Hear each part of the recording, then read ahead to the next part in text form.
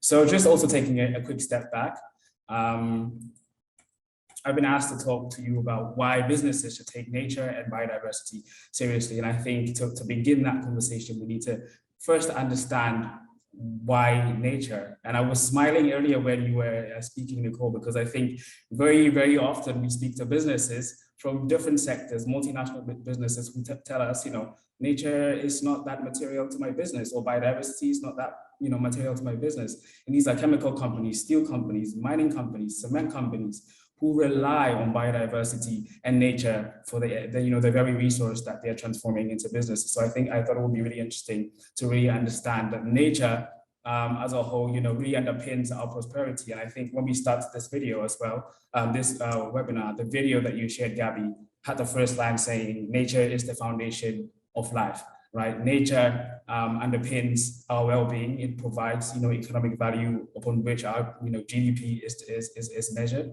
It provides security. It supports human life development. It promotes equality. And very importantly, is also a key part in increasing our resilience to climate change, which is one of the big systemic risks that Gabby also talked about. So for businesses, we understand that they do rely on this resource, on nature for primarily resources such as food, fiber, minerals, and other building materials that are used for products, that are used for services, but that are also used to enhance their operations. Nature also provides ecosystem services, which in many cases are overlooked because they're not accounted for in business processes. But if you look at pollination of crops for food industry companies, they rely heavily on pollination of crops for the products in which they're able to transform into food or other products for the markets. Water filtration, waste decomposition, climate regulation, all of these services are free services, well, not free, but services that nature provides for us. And it's very important that as businesses, we account for these services and these resources as we do with our human resource, as we do with our assets, and as we do with all these things that we incorporate into our balance sheets. One other element that is also overlooked is the fact that nature provides businesses with healthy and prosperous societies, which gives them the customers, the workforces, and the enabling environment for them to exist. In many cases, that the human element is left out of the nature composition or the nature discussion because companies do not realize that human beings are also part of nature. And to preserve our environment and to produce a healthy population that can serve as a workforce is one of the main reasons why we should value and protect nature. So going into the main agenda, the question for the day, I wanted to highlight a few reasons, building on Nicola's presentation as well, around why nature is now a business critical agenda. We've seen nature rise very high and very rapidly on the agenda that businesses are speaking to in different arenas, particularly within the Business for Nature ecosystem, where we're looking at how business engages the global biodiversity framework and the UNCBD conversations. And within that, I think at a high level, we're seeing that the risks that businesses are facing because of nature and biodiversity is growing at a very rapid pace. And we're seeing that there are trillions of economic values at stake.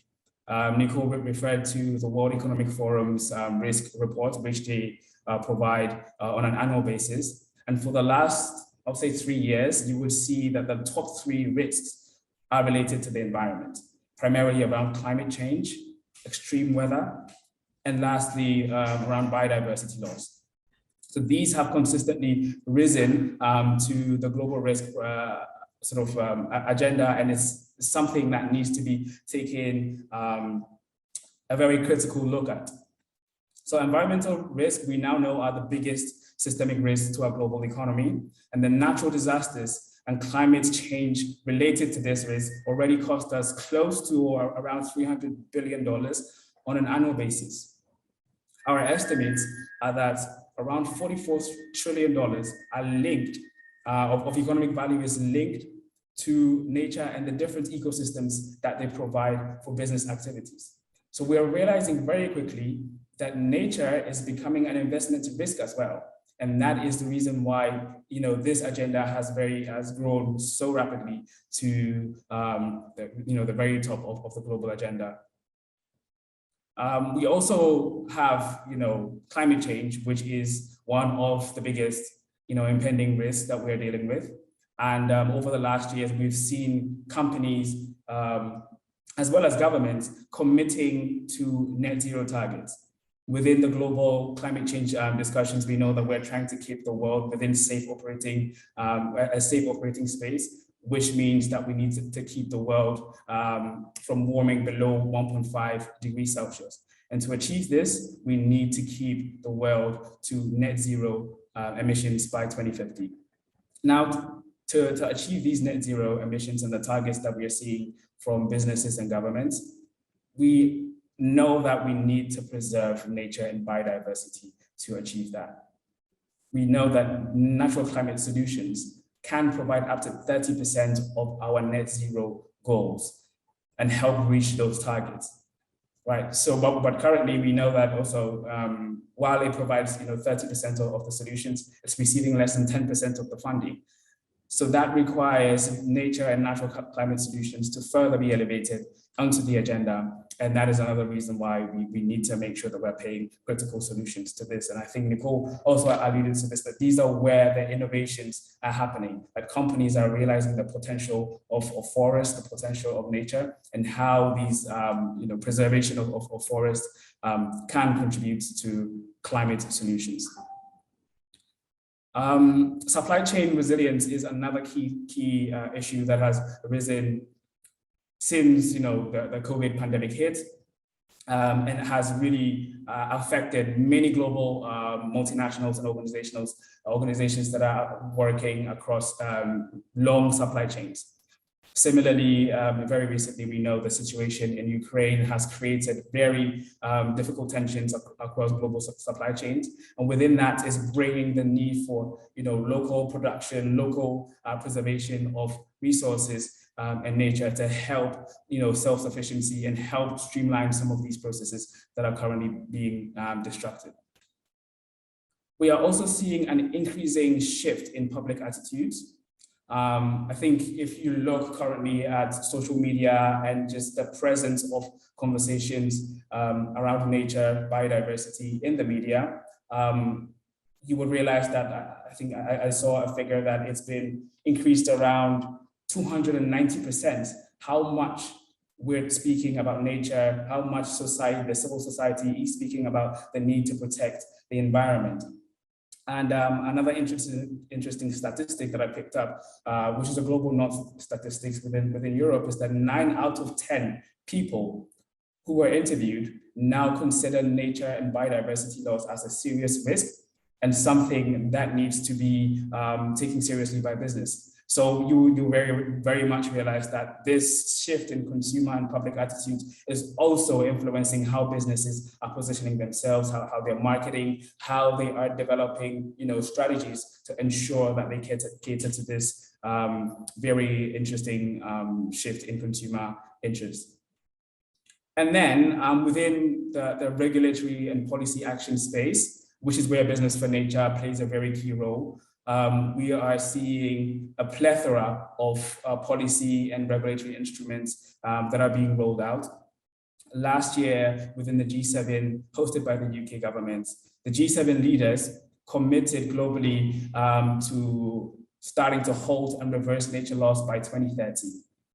So that already set sort of the high level ambition. Within the UN CBD process as well, we are currently working towards a global biodiversity framework, which is heralded to be the equivalent of the Paris Agreement in 2015. The global biodiversity framework will end up being that overarching global framework to help governments set the policy direction for biodiversity and nature protection. And within that, there is a clear role for businesses who want to see that there is a high level of ambition from the government levels. And once we have that, hopefully the CBD COP15 will land a global biodiversity framework, and we're hoping to have that conference take place sometime later this year. That will set the basis for how policy will change globally. And I think businesses that want to stay ahead of that curve, that want to, face that regulatory transition head on, are already looking at how they can act on nature to position themselves in a place to take advantage of the emerging opportunities.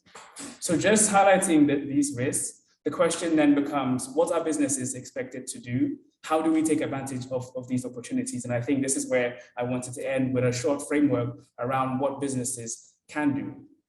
The first step is for business to assess their impacts and dependencies on nature. And I think this is also where the environmental footprints that will be discussed later also fits in, because companies need to first understand the impacts their businesses are having on nature and biodiversity, and also understand the dependencies on these different natural elements and natural resources. They can do this by conducting materiality assessments, leveraging key tools like the Natural Capital Protocol, which helps companies take a systematic approach to assess their impacts and dependencies. Then once they understand that, once they've conducted the assessments and they understand their impacts and dependencies, the next step is to take very bold, transparent, specific, and science-based targets that will put your company on the right track, towards the operating limits of the earth. And the science-based targets for nature is one tool that companies globally are starting to leverage. It takes you through a sequential process to set a nature target that is very much aligned with the science, that is also very much aligned with what companies within different sectors can do to help reach a nature positive future by 2050. The third point that I wanted to highlight within this framework is around how companies, after setting and committing to targets, can contribute to transforming the global system. So contributing to complete system transformation by, one, avoiding and reducing negative impacts. So really, once you identified where your impacts are, starting to cut out and avoid all those areas where you are having negative material impacts on the environment, and starting to restore and regenerate to make sure that your net impact is a net positive impact on the environment. And to do this, of course, we'll rely on shifting business strategies and different business models, including the role of circular economy, and leveraging all of these innovative business models to help that transition. And then lastly, being an ambitious voice when it comes to how companies are advocating for nature positive regulation. So within Business for Nature, we are already in the process of rallying the most ambitious businesses to make sure that we are contributing and bringing the business voice into the policy conversations that are happening within the CBD, which is the Convention on Biodiversity, advocating for the role of business to be able to assess and disclose the impacts on nature. And then the last bit, which is not really a last step, is a step that needs to be incorporated throughout the journey, is around disclosure. Tracking performance and publicly reporting material nature-related information throughout your journey. So throughout the assessments, throughout the commitments and setting of targets, throughout the implementation and actions that transform your business, leveraging different reporting mechanisms like the TNFD, the Task Force for Nature-Related Financial Disclosures that Nicole mentioned. They have just released a beta framework that companies are starting to pilot and test. So it will take a bit of time to finalize, but they already encourage businesses to disclose their risk management processes, to disclose their governance systems, to disclose their strategies that they're employing to implement actions, and also to disclose their targets and the different matrices that they're measuring. So just as a high-level framework and an entry point, these are the things that companies are starting to do to show and position themselves to embrace some of the emerging opportunities that are coming within business, within the regulatory landscape that are emerging. So to conclude, I think my concluding remarks will be around the fact that the science is really now clear. the latest IPCC report, was heralded as a report that gave us a signal that, the time really is now for action. We are running out of time to keep the planet within a safe operating boundaries. And we've talked about all the risks that are currently emerging, but I think the biggest risk from a private sector perspective is the risk of inaction. The video that you showed in the beginning, Gabby, as well, also had an ending that talked about, don't wait for your business to be extinct. If you are currently a company that is, waiting around, waiting to see how regulatory landscapes shift, I think the biggest risk for your operation is the risk of inaction, because we're seeing the global risk profile just skyrocket. And from a resilience perspective, it's very important for businesses to start taking action now. So I think just to leave you with an action point is to ask yourself, if you are working with a company, if you own a company, if you're a business owner, what can your business do now to help reverse the loss of nature? You can start by assessing, you can start where you are, just start finding out what small action you can take and get started now. Thank you very much. Brilliant, Michael. Thank you. Thank you so much for that. And I think, a couple of key takeaway points from that really are that given the global frameworks and global meetings which are happening and movements which are taking place, companies are going to have to sit up and really take this into account. I think we were all slow to act with climate change, but biodiversity, we have to do better. I absolutely agree with your last slide. And I think it really highlights the importance of today's discussion is let's focus now on the how. Let's get to the tools. Let's figure out how to do it, because I think we're all kind of tired of some of the talk that happens, because there's a lot of talk out there and there's a lot of uncertainty. But if we don't act now, we are all threatened. So I see there's a question from Simone. Simone, would you like to ask that in person, seeing as you're on camera?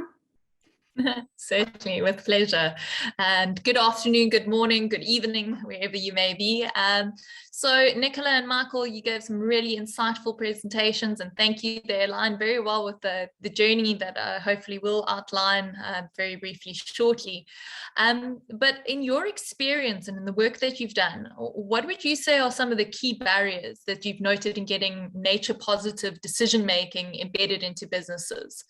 Why is it so difficult to get over this curve for a lot of businesses? I think it's a great question, and it's a very deep question, right? We've been trying to work this out for years, to be honest. We thought it was so simple and so obvious, but clearly this is not true. That was us just being silly. Probably in our experience, the key barrier is that many decision makers in organizations have an assumption that there is an inherent trade-off between nature positive decisions and financial value.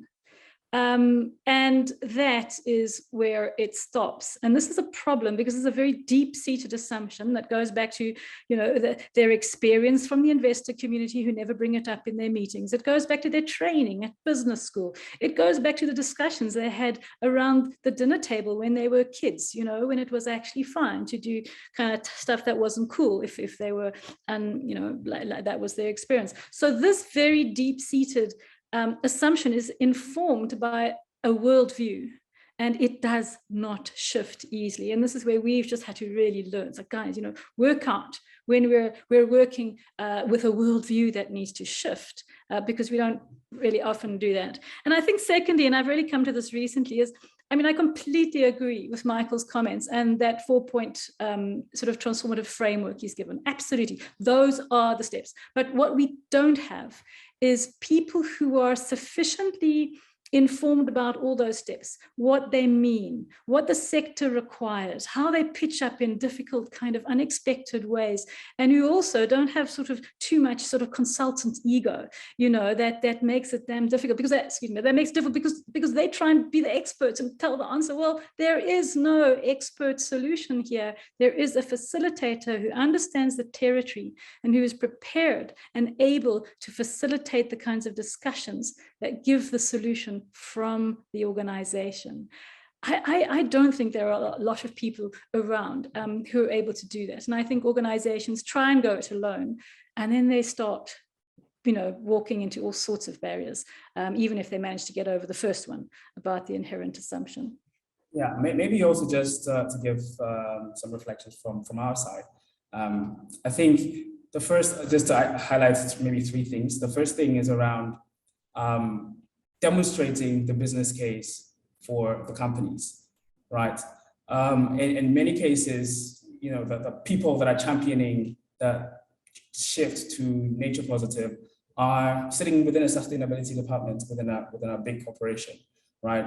And making sure that they have the right tools, the right materials to then champion that transition within the company, speaking not only to C-suite, but also to the finance guys, and demonstrating that this really has a material impact on the business. And I think that is where the ESG has a key role to play in capturing some of those environmental, social, and governance sort of materials and facts that have for a long time been kept outside of accounting for business. Because I think once you start mapping those services to financial numbers and having financial related disclosures for those things, it starts becoming clear that the material impact of these things on the business. And I think that's what starts to help the companies shift. From our perspective, another thing that we've also had companies sort of worry about is just the complexity of the landscape. And this is on organizations like us that are also trying to be a part of the solution, but end up sometimes inadvertently murkying the water because there's so many tools, so many methodologies, sometimes all saying the same thing, right? But in different formats, in different shapes, in different steps.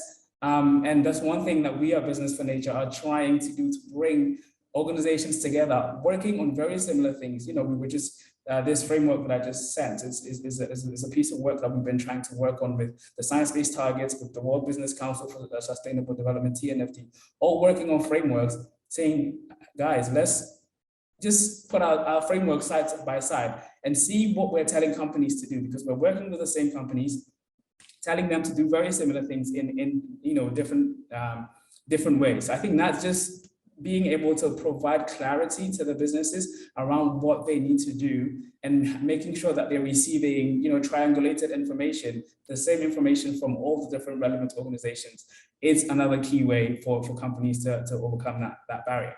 And then I think just to end on a third point is the fact that some companies are also just trying to, when it comes to specifically on setting targets, right? We know that there's a lot of tools and methodologies around, but there are just some targets, for example, the science-based targets for nature that are not fully fledged, not fully developed. So Nicole mentioned the importance of translating, high-level targets and high-level frameworks into what it means for different sectors, different geographies. And we just don't have that yet. So companies come, they understand that we need to take these actions, but they're not just equipped with what it means for my sector, what it means for my region. And I think that's where we're starting to, develop more tools and methodologies that are context specific to help. But I think we are on the right track, and there are already some no regret measures, some no regret actions that are quite, universal, that companies can start taking, and that puts them on the right trajectory.